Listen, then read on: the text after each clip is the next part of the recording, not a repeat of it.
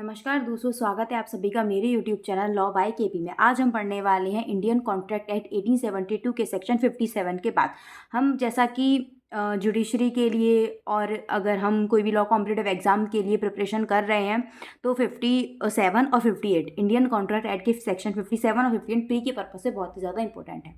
ठीक है, प्री के पर्पज़ से इसमें जैसे ये 2 सेक्शन है तो ये 2 से 3 सवाल बनाते हैं। ठीक है, अब अगर हम बात करें 59, 60 और 61, ये जो होता है एक मेंस का सेपरेट सवाल बनाता है जो कि 4 नंबर का मेंस में पूछा जाता है जुडिशरी में। ठीक है, क्योंकि जुडिशरी प्री मेंस दोनों को लेके चलता है। तो प्री में आपका 57, 58 और 59, 60, 61 ये प्री के पर्पज से भी है। अगर मेंस के पर्पज से बात करें तो सिर्फ सेक्शन 59, 60 और 61 ही इंपॉर्टेंट है। ठीक है, मेंस के पर्पज से 57 और 58 नहीं बनाते हैं।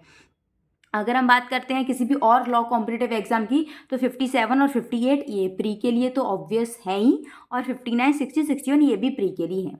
तो सबसे पहले तो हमें वीडियो को जो है ना वो स्टार्टिंग से एंड तक देखना है, बिल्कुल भी स्किप नहीं करना है। ठीक है, हर चीज़ नोट डाउन करनी है जो हमें इंपॉर्टेंट लगे और हमें अब जो है अपने बियर एक्ट में मार्क करना है। सबसे पहले मैं आपको एक बात बता दूं कि जब भी आप वीडियो देखते हैं ना तो उसे हमेशा बियर एक्ट से ही रीड करें, क्योंकि आपका जो जुडिशरी कोई भी लॉ कॉम्पिटिटिव एग्जाम होता है ना वो बियर एक्ट से ही निकल जाता है। आपको कोई भी कमेंट्री बुक या 10-10 चीज़ें पढ़ने की ज़रूरत नहीं है। आप अच्छे से बियर एक्ट को पढ़िए, बियर एक्ट की लैंग्वेज पकड़िए और बियर एक्ट पे अच्छी कमांड रखिए, आपका एग्जाम निकल जाएगा। ठीक है, तो वीडियो को बिना कुछ भी देरी के हम वीडियो को स्टार्ट करते हैं। वीडियो को स्टार्टिंग से एंड तक बिल्कुल देखना है, स्किप बिल्कुल नहीं करना है। ठीक है, सबसे पहले हम बात करते हैं वैध बातों और ऐसी अन्य बातों को जो अवैध हो करने का व्यतिकारी वचन। व्यतिकारी वचन मैं आपको बता चुकी हूँ। ठीक है, पिछली वीडियो में आपको और भी 2-3 बार बता चुकी हूँ। ठीक है, अगर हम बात करें वैध बात और ऐसी बातों को जो अवैध है, मतलब कुछ ऐसी बात है जो वैध है और कुछ ऐसी बात है जो अवैध है। जहाँ की कोई व्यक्ति प्रथम कुछ ऐसी बात करने का जो वैध हो और द्वितीय निर्दिष्ट परिस्थितियों में कुछ ऐसी बात करने का जो अवैध है व्यतिकारी वचन देता है, वहां वचनों का प्रथम संवर्ग संविदा है किंतु द्वितीय संवर्ग क्या है, शून्य करार है। इट मीन शून्य करार है, इसका क्या मतलब है कि वो क्या है, कॉन्ट्रैक्ट बन ही नहीं पाया, वो एग्रीमेंट के फेस पर ही क्या हो गया, वॉइड हो गया। ठीक है, हम जैसा कि कह सकते हैं कि ए और बी करार करते हैं। ठीक है, जो ए है ना, ठीक है, वो बोलता है कि मैं तुम्हारा घर लेना चाहता हूँ। बी बोलता है ओके कि खा को एक ग्रह का जो होता है ना वो 10,000 रुपये में बेचता है। का बोलता है कि मेरा जो घर है ना वो मैं तुम्हें 10,000 रुपये में बेच रहा हूँ, किंतु यदि तुम, मतलब बी से बोल रहा है किंतु यदि तुम उस घर को एक द्यूत गृह यानी कि गैम्बलिंग हाउस, मतलब जुआ के पर्पज से यूज करोगे, उस पर गैम्बलिंग करोगे, ये चीजें करोगे, तो फिर मैं उसके लिए तुमको 50,000 रुपये में दूंगा। ये क्या है, वैध बात है। एक वैध क्या है कि ए और बी हाँ एक एग्रीमेंट कर रहे हैं। ए बी को बोल रहा है कि मैं अपना घर तुम्हें 10,000 रुपये में बेचना चाहता हूँ, ये बिल्कुल वैध है। पर एक साइड ही उसने क्या बोल दिया कि अगर तुम इसे इसके लिए उपयोग में लाओगे तो मैं तुम्हें क्या किस में दूंगा, 50,000 में। 50,000 में देना कोई बुरी बात नहीं है, पर ये चीज़ खराब है कि आप इसे गैम्बलिंग के लिए दे रहे हो। आप बोल रहे हो कि अगर तुम इसमें फॉर एग्जाम्पल ए और बी एक एग्रीमेंट कर रहे हैं, ठीक है, बी ए जो है वो बोल रहा है कि मैं तुम्हें अपना जो है ना वो घर बेचता हूँ, ओके 1,00,000 रुपए में, वेरी गुड। अगर तुम मेरे घर में अफीम का यूज करोगे, अफीम रखोगे, तो ये घर जो है ना वो मैं तुम्हें 10,00,000 रुपए में बेचूंगा। 10,00,000 रुपए में बेचना कोई गलत बात नहीं यार, 10,00,000 रुपए में बेच सकते हो, लेकिन आप उसके बदले कर क्या रहे हो, आप बोल रहे हो कि अफीम, ये चीज़ क्या हो जाएगी, अवैध हो जाएगी। और फिर ये जो करार हो जाएगा वो एक पर्पज़ के लिए तो राइट होगा और एक पर्पज़ के लिए वॉइड हो जाएगा। ठीक है, एक के लिए तो ये संविदा बन जाएगी और एक के लिए एग्रीमेंट के फेस पर ही वॉइड हो जाएगी। ठीक है, एक बार मैं आपको और अच्छे से इसे समझा देती हूँ। वैध बातों और ऐसी अन्य बातों को भी जो अवैध है करने का व्यतिकारी वचन, मतलब एक ही कॉन्ट्रैक्ट है पर उसमें कुछ चीज़ वैध है कुछ अवैध है। मतलब अवैध है कि इसने बोला कि मैं तुम्हें अपना घर बेचना चाहता हूँ 10,00,000 रुपए में, ओके, बट अगर यही घर तुम अफीम के लिए या वेश्यावृत्ति के लिए, प्रोस्टिट्यूट के लिए यूज़ करोगे तो 10,00,000 रुपए लूँगा, तो ये चीज़ क्या हो जाएगी, वॉइड, फिर ये एग्रीमेंट हो जाएगा। आप 10,00,000 रुपये में बेचो, ओके कोई दिक्कत नहीं है, बट आप बोल रहे हो कि आप ऐसा कुछ गलत काम करोगे और फिर आप उसे बेच रहे हो, तो इसके लिए क्या हो जाएगा, वॉइड हो जाएगा। आई होप आपको ये समझ में आया होगा। तो एक तो प्रथम आपने जो संविदा की थी वो तो सही थी, पर आपने जो दूसरी शर्त रख दी कि देखो ऐसा होगा तो ऐसा, ये गलत हो गई। समझ में आ गया। इसे एक और एग्जाम्पल और लेते हैं। ए और बी एग्रीमेंट करते हैं। ए बोलता है मैं आपको अपना घर किराए पे दे रहा हूँ, मैं पर मंथ आपसे 3,000 रुपये लिया करूँगा एक कमरे के। बी ने बोला ओके मैं आपको पर मंथ जो है वो 3,000 रुपये दिया करूँगा, ठीक है। ए बोलता है सुनो, अगर इस घर में तुमने प्रोस्टिट्यूट वगैरह ऐसा कुछ किया तो मैं तुमसे 10,000 लूँगा। तो ये पहले तक तो सही था, बट आपने जो कंडीशन लगाई ना, इसके लिए ये वॉइड है। ठीक है, तो ये वॉइड है, समझ। इसके लिए आप जो एक केस है वो क्रेन वर्सेस हेनरी 1903 का याद रख लो। सिर्फ इतना ही पूछा जाता है आपसे पेपर में कि जो वैध बात है और ऐसी अन्य बातों को जो अवैध करने का व्यतिकारी वचन से संबंधित केस है, या धारा 57 से संबंधित केस क्रेन वर्सेस हेनरी। ठीक है, एक आप कर लो सचिन नाथ वर्सेस गोपाल चंद्रा। ठीक है, ये आपका केस है। इतना इतना नाम याद रख लूँ, इतना ही बहुत होता है। प्री में सिर्फ इतना ही पूछा जाएगा, पूरी डिटेल नहीं पूछी जाएगी क्योंकि मेंस का तो क्वेश्चन बना नहीं रहा है, समझ रहे हो। तो ठीक है, चलो अब अगर हम बात करते हैं अल्टरनेट प्रॉमिस यानी अनुकल्पी वचन जिसकी एक शाखा अवैध हो। एक शाखा वैध है, एक शाखा अवैध है। कैसा अल्टरनेट प्रॉमिस कर रहा है, उसमें किंतु नहीं लगाएगा, किंतु नहीं लगाएगा कि ऐसा कर लो, किंतु यदि ऐसा करते हो तो ऐसा करना। इसने क्या बोला, मेरा घर है उसे किराए पर ले लो 3,000, बट अगर तुम उसमें प्रोस्टिट्यूट चलाते हो, अफीम का धंधा करते हो तो 30,000 देना। किंतु मतलब उसने क्या कि अगर आप कुछ दूसरा करोगे तो रुपये बढ़ के दे देना। अल्टरनेट प्रॉमिस में ये ऐसा नहीं करेगा। अल्टरनेट में सिंपल बोलेगा कि देखो मैं तुम्हें 1,000 रुपये दे रहा हूँ, या तो तुम मुझे चावल दे देना या अफीम दे देना, या अल्टरनेट बोलेगा या तो ये या तो ये नहीं बोलेगा कि मैं तुम्हें 1,000 रुपये दे रहा हूँ, तुम मुझे चावल दे देना, किंतु मैं तुम्हें 10,000 रुपये दूंगा यदि तुम मुझे अफीम दो तो फिर ये ऊपर चली जाएगी। क्योंकि इसमें क्या होगा, इसने प्राइस भी तो इंक्रीज की है, समझ रहे हो। इसमें इसने क्या बोला था, 10,000 रुपये सिंपल, 50,000 रुपये के लिए गैम्बलिंग हाउस, तो इसने प्राइस भी इंक्रीज की थी। इसमें अल्टरनेट प्रॉमिस होता है। फॉर एग्जाम्पल ये बोल दे कि 10,000 रुपये मैं आपको दूंगा, तुम मुझे बदले में या तो 5 किलो चावल या 2 किलो अफीम, तो ये अल्टरनेट में आ जाएगा। इसके लिए क्या हो जाता है, इसमें भी आप एक प्रॉमिस का करवा सकते हो पर जो अवैध होगी उसका नहीं करवा सकते। ठीक है, ए और बी एग्रीमेंट करते हैं। ठीक है, खा को जो ए है वो बी को 1,000 रुपये देगा, जिसके लिए का को जो खा है ना तत्पश्चात क्या देगा, या तो चावल देगा या तस्करित अफीम परिगत करेगा। चावल के लिए बिल्कुल राइट है और अफीम के लिए तो ये एग्रीमेंट ही वॉइड हो गया। ठीक है, समझ में आया है। चलो अब अगर हम बात करें कि संदायों का विनियोग, इसमें क्या होता है, ये एक मीन्स का सेपरेट क्वेश्चन बनाता है। प्री के पर्पज से भी 59, 60, 61 आपसे पूछा जाता है, बट मीन्स के पर्पज से सेपरेट मीन्स का क्वेश्चन बनाएगा 4 नंबर का। ठीक है, 4 नंबर में बहुत इसकी पर्याप्त लेंथ भी आप देख सकते हैं। क्या लेंथ है, 59, इसके इलस्ट्रेशन 60, इलस्ट्रेशन 61, इलस्ट्रेशन। ठीक है, अब इसमें मैं आपको कुछ हेडिंग्स बताऊंगी, वो हेडिंग्स और लिखेंगे तो थोड़ी और बन जाएगी। सबसे पहले तो मैं आपको बता देती हूँ विनियोग का अर्थ क्या होता है। सबसे पहले इसमें क्योंकि संदायों का विनियोग है, विनियोग का अर्थ क्या होता है, किसी ऋण की अदायगी करना विनियोग है। इसमें विनियोग का मतलब क्या है, एप्रोप्रिएशन का मतलब क्या है, हमारा जो कोई हमने डेप्ट लिया है उसको हम पेमेंट कर रहे हैं, पेमेंट ऑफ डेप्ट क्या कह रहा है, एप्रोप्रिएशन, विनियोग कह रहा है। ठीक है, क्या कह रहा है, विनियोग। विनियोग मतलब हमारा जो ऋण है उसको हम अदा कर रहे हैं, ये क्या कह रहा है, विनियोग। ये 3 प्रकार से होता है अपने इंडियन कॉन्ट्रैक्ट एक्ट में। किन 3 प्रकार से होता है, एक तो ऋणी द्वारा, मतलब ऋणी खुद बता देता है, ऋणी द्वारा होता है 59 में। ठीक है, लेनदार किसके, ऋणदाता जिसने दिया था, ऋणदाता द्वारा होता है 60 में, और 61 में होता है विधि द्वारा। ठीक है, विनियोग मतलब अदायगी, ऋण की अदायगी। एक ऋण की अदायगी किसकी होती है, ऋण किसने, ऋणी द्वारा, ऋणी द्वारा जिसने लिया था। ठीक है, डेप्टर, डेप्टर डेप्टर जिसने लिया था वो बोलता है कि देखो मैं दे रहा हूँ इतना इतना, ऐसे ऐसे काट लेना। इसमें डेटर खुद बताता है। ठीक है, एक होता है 60, इसमें विनियोग कैसे होता है, देता तो पैसा डेटर ही है, बट क्रेडिटर अपने मन से काटता है, अपने क्रेडिटर अपने मन से कहता है कि इसने जो रुपए दिए हैं ना वो इसके दिए हैं। ठीक है, 61 में क्या होता है, जब ये भी नहीं बता पाता, 59 मतलब ऋणी भी नहीं बता पाता, डेप्टर भी नहीं बताता था और क्रेडिटर भी नहीं बता पाता, तो 61 के अकॉर्डिंग लॉ बताती है कि अब तुम्हें ऐसे ऐसे करना है, इतना प्रिंसिपल अमाउंट, इतना तुम इंटरेस्ट ऐसे काट। सबसे पहले आपको प्री मेंस में आपको क्या लिखना है, भारतीय संविदा अधिनियम 1872 की धारा 59 से 61 तक संदायों का विनियोग बताया गया है। विनियोग का अर्थ क्या होता है, ऋण की अदायगी, किसी ऋण की अदायगी करना विनियोग कहलाता है।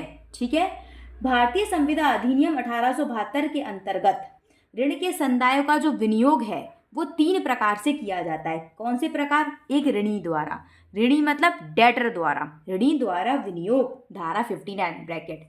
सेकेंड पॉइंट, ऋणदाता मतलब क्रेडिटर, क्रेडिटर द्वारा विनियोग, ठीक है। 61 विधि द्वारा विनियोग, 61, ठीक है, ये आपको ऐसे लिखना है। फिर आप हेडिंग डालेंगे ऋणी द्वारा विनियोग, ऋणी द्वारा मतलब ऋणी बता रहा है।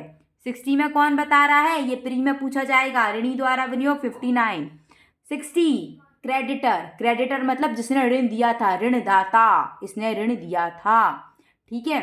ये लेनदार है, इसे लेना है, लेनदार हुई तो क्रेडिटर बोलते हैं। ये देनदार होता है, देनदार मतलब जिसे देना है, लेनदार मतलब जिसे लेना है, इसे लेना है, ये लेनदार है, क्रेडिटर भी है, ऋणदाता भी है। ऋणदाता द्वारा 61 विधि द्वारा विनियोग किस धारा में बताया गया है, 61, प्रीनब का 1 नंबर ऐसे मिल जाएगा बहुत ईजिली। चलो अब मेंस की बात करेंगे। मेंस में समझ में आया, ऋणी द्वारा विनियोग हेडिंग बनाएंगे, हेडिंग में लिखेंगे धारा 59 एज इट इज, ठीक है। अब धारा 59 का मतलब मैं आपको मोटा मोटा तो बता ही चुकी हूँ कि विनियोग मतलब होता है ऋण का संदाय, हम ऋण की क्या कर रहे हैं, पेमेंट कर रहे हैं, ऋण की अदायगी कर रहे हैं, ठीक है।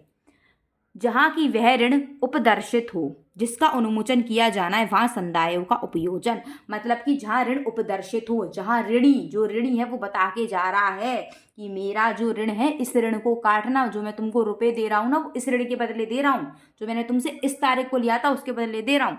जहाँ की कोई ऋणी जिस पर एक व्यक्ति के कई सुभिन्न ऋण हो, जहाँ की कोई ऋणी जिस पर एक व्यक्ति के कई सुभिन्न ऋण हो, मतलब एक ऋणी है ए, जिस पर जो बी है ना उसने उसे इतनी बार उधार दिया, बहुत बार उधार दिया है, समझ रहे हो। जहाँ की कोई एक ऋणी जिस पर एक व्यक्ति के सुभिन्न ऋण हो, जिस पर एक व्यक्ति के बहुत सारे ऋण हैं, ठीक है, जैसे कि एक पर्सन है ए, ये है बी, बी ने इसे एक बार 1000 दिया, एक बार 500 दिया, एक बार 10,000, एक बार 5,000, तो ए क्या है, एक व्यक्ति है जिस पर क्या है, एक व्यक्ति के कई ऋण हैं।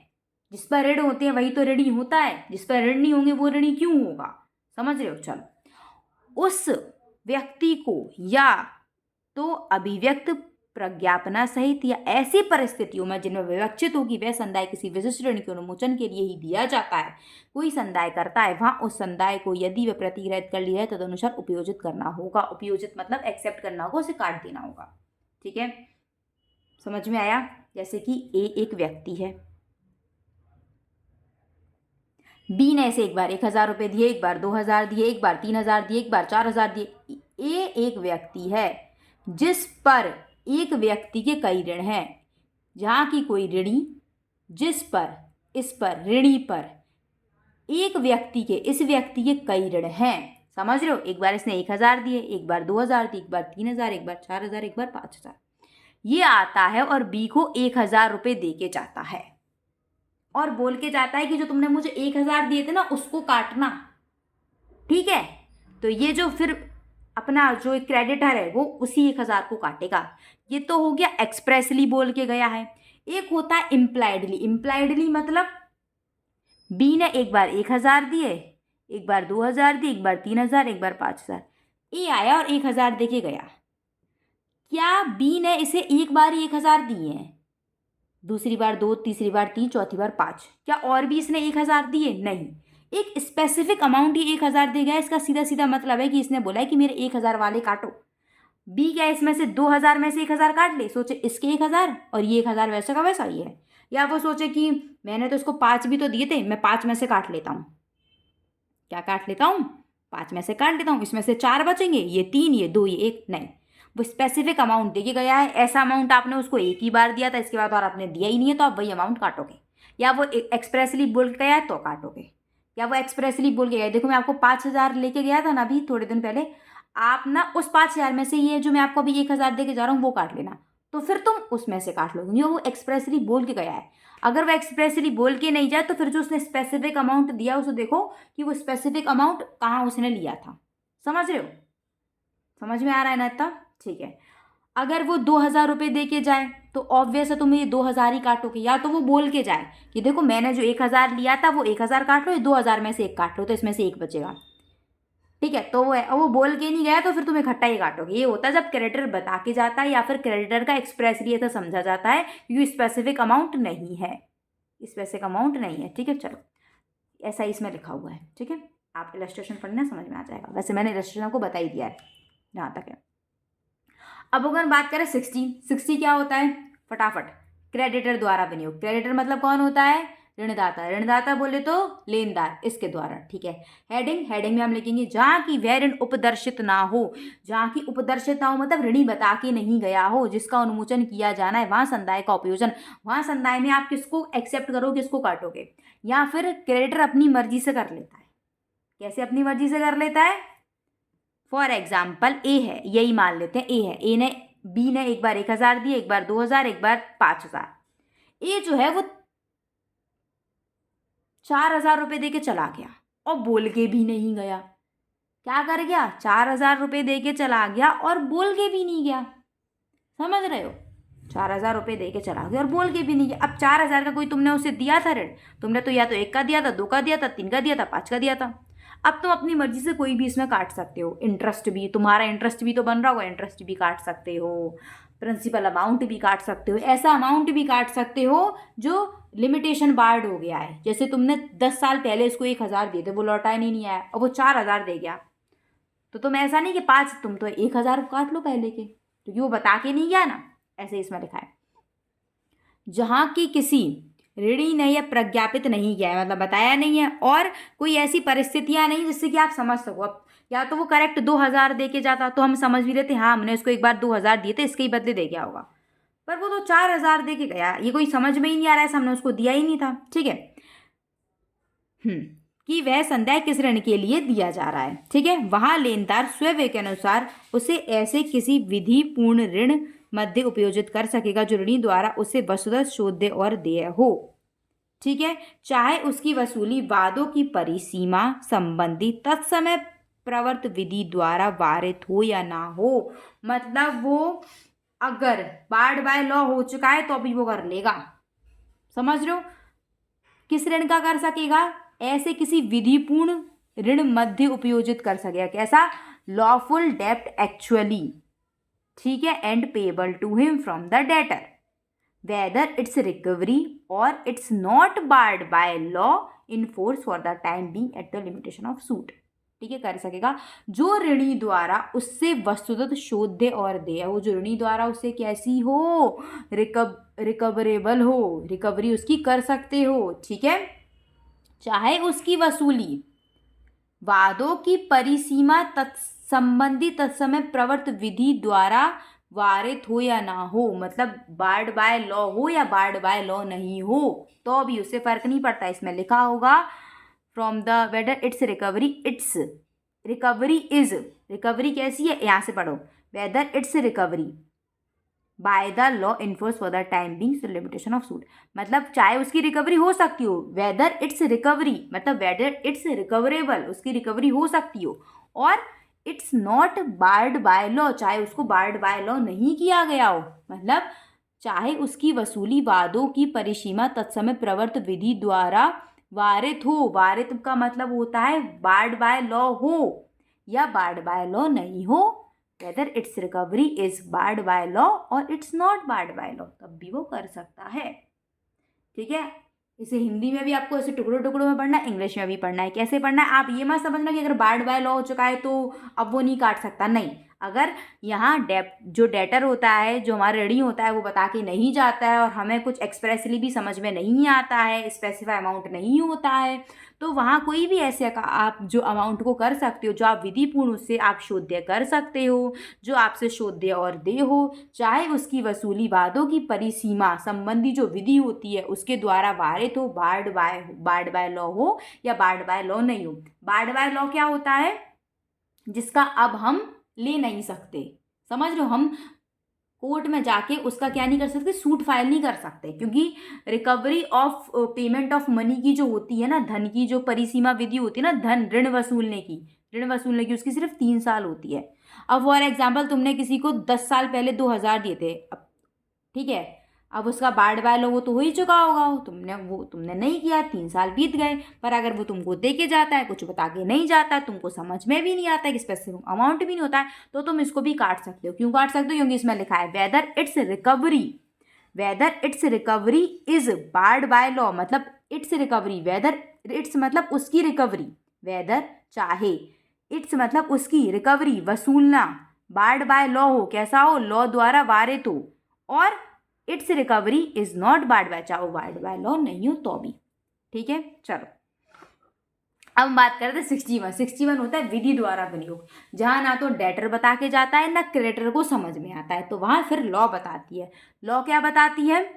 जैसे कि जहाँ की दोनों पक्षकारों में से कोई भी विनियोग नहीं करता वहाँ संदायों का उपयोजन, जहाँ की दोनों में से कोई भी ये नहीं बताता कि क्या समझ में है, मतलब ना तो ये बता के जाता है ना ये करता है, तो जहाँ की दोनों पक्षकारों में से कोई भी विनियोग नहीं करता वहाँ संदाय समय क्रमानुसार ऋण के उन्मोचन से उपयोजित किया जाएगा। वहाँ फिर लॉ के द्वारा जो क्रम होता है ना, जैसे आपने पहले 1 दिया, फिर आपने 2 दिया, फिर आपने 3 दिया, फिर आपने 4 दिया, तो पहले जो आप इसकी रिकवरी करोगे ना वो 1 को काटोगे, फिर 2 को काटोगे, फिर 3 को काटोगे। ठीक है, अगर सेम डे पर आपने किसी को 1,00,000 दिए और उसी दिन पे आपने फिर शाम को भी 1,000 दे दिए थे, तो आप और वो आपको टोटल 1,000 दे के गया, तो आप 500 इसमें से काटोगे।